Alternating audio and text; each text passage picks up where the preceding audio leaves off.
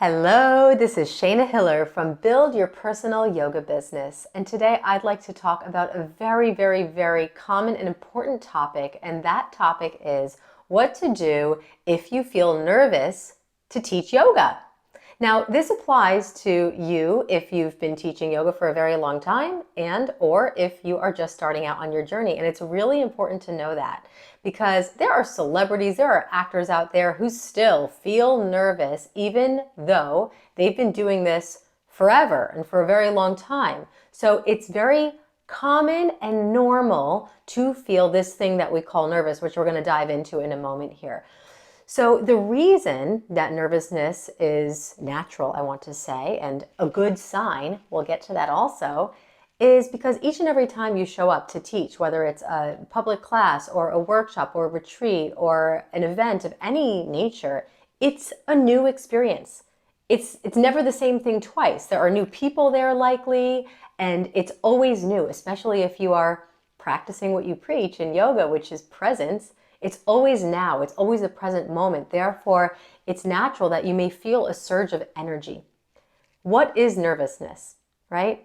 And my invitation for you today is to let go of any judgments around the word, especially if it's, if it's negative or if it shouldn't be that way or if it's good or bad. Like, let's throw that out the window and just examine the word and this feeling through the lens of curiosity and inquiry.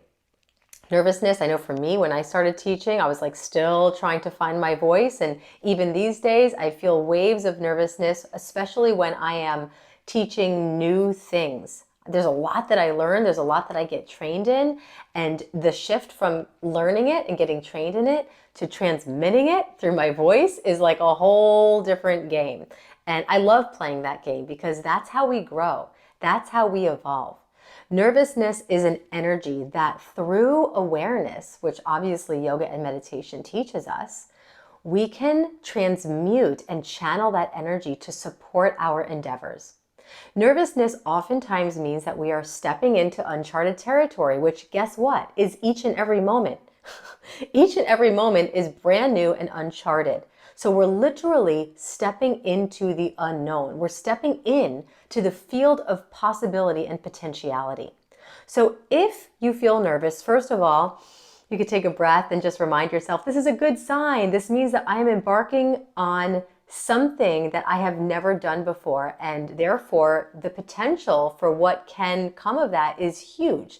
Now, what can get in the way is this baby up here, the mind, which starts to create all of these stories. And a lot of these stories are oftentimes based on old belief systems and old loops and old patterns of not being good enough, of imposter syndrome, of what ifs, of worst case scenarios.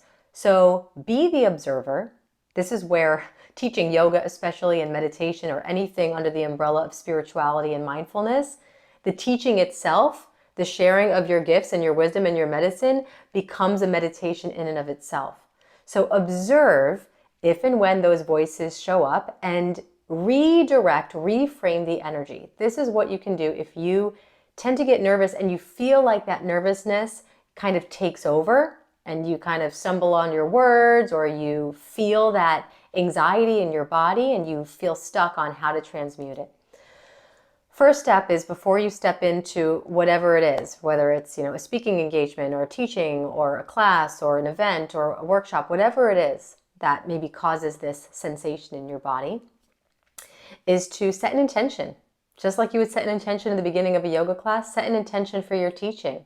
Take a moment and tune into why you're really there. And on that note, the second invitation, the second step or suggestion is to remember that essentially, even though you are the teacher, you are the channel through which the teachings come through, it's not actually about you. It's about getting the wisdom, getting the teachings to your students.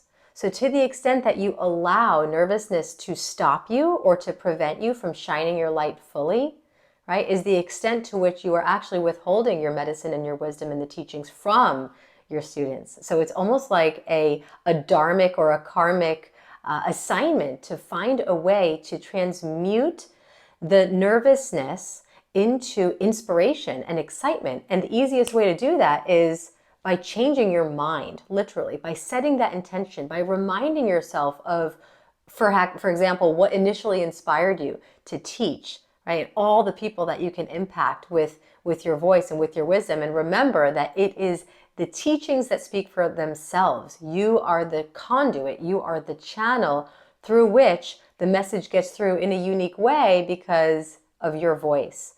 And there's something that happens, especially with newer teachers, when we are shifting from getting trained in something and learning about yoga, for example, to actually getting out there and teaching.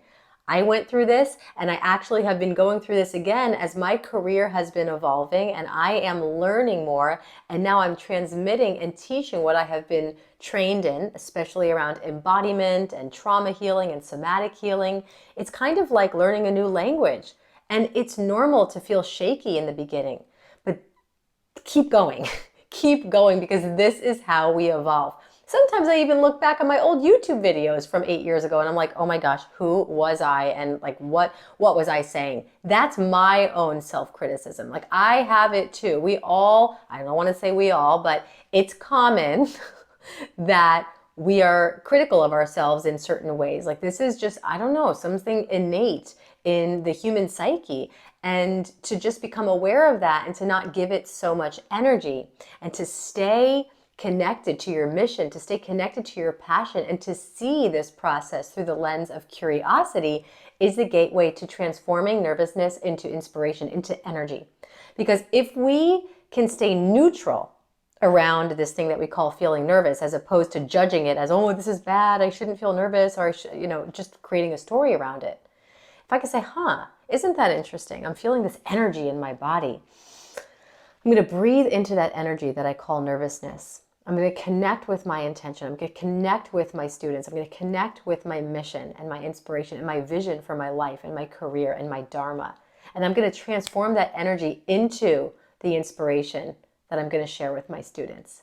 Because it is ultimately a neutral energy that's up to you through your mind, your thoughts, your intentions, to transform into something that supports you.